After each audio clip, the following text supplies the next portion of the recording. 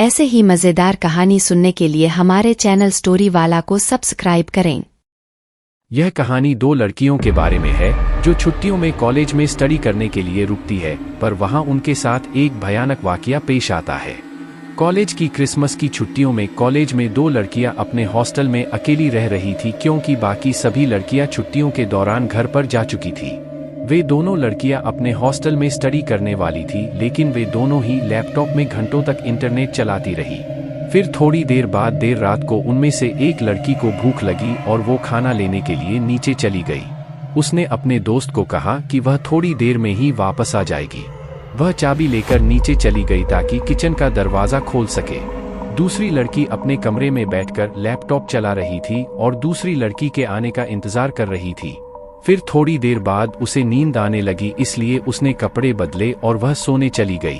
फिर जैसे ही वह सोने वाली थी, उसे गड़गड़ाने के साथ कराहने की आवाज सुनाई दी। वह बिस्तर पर जम गई। उसका दिल तेजी से धड़क रहा था।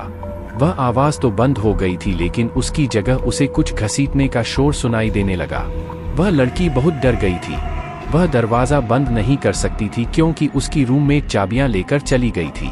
जैसे जैसे वह आवाज उसके करीब आती गई, वह डर के मारे कांपती रही। वह डर के मारे सुनती है कि जैसे जैसे घसीटने की आवाज उसके करीब आती गई, लेकिन फिर वह आवाज अचानक से दरवाजे के ठीक बाहर बंद हो गई। फिर किसी चीज के दरवाजे पर खरोंचने की आवाज आने लगी। वह लड़की बहुत डर चुकी थी। वह अपने पलंग से उठी और कमरे की अलमारी में जा छुपी।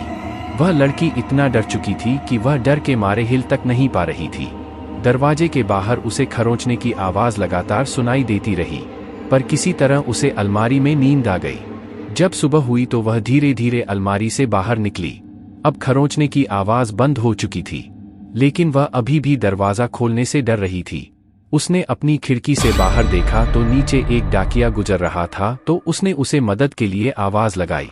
फिर उसे डाकिया के कदमों की हॉस्टल में आने की आवाज सुनाई दी, जो सीढ़ियों से होते हुए हॉलवे में आ रही थी। अचानक उसके कदमों की आवाज रुक गई। लड़की ने रोते हुए पूछा कि क्या सब ठीक है, लेकिन कुछ देर तक तो उसे कोई आवाज सुनाई नहीं दी। लेकिन फिर थोड़ी देर बाद उसने कहा कि हाँ, सब कुछ ठीक है। फिर डाकिये ने कहा कि तुम अपने कमरे में रहना, मैं पुलिस को बुला रहा हूँ। लड़की ने पूछा कि क्या बात है। कुछ नहीं, डाकिये ने कहा, बस जहाँ हो वहीं रहो और बाहर मत आना। लेकिन लड़की पहले से ही दरवाजा खोलने वाली थी। लड़की ने जैसे ही दरवाजा खोला तो उसने देखा कि डाकिया उसके सामने खड़ा है। उसका चेहरा पीला पड़ गया था और उसकी आंखें डर के मारे खुली पड़ी थी। जब उसने नीचे देखा तो वह डर के मारे जोर से चिल्लाने लगी। उसने नीचे देखा कि उसकी रूममेट का शरीर नीचे फर्श पर खून से लथपथ पड़ा था और सब जगह उसका खून ही खून था।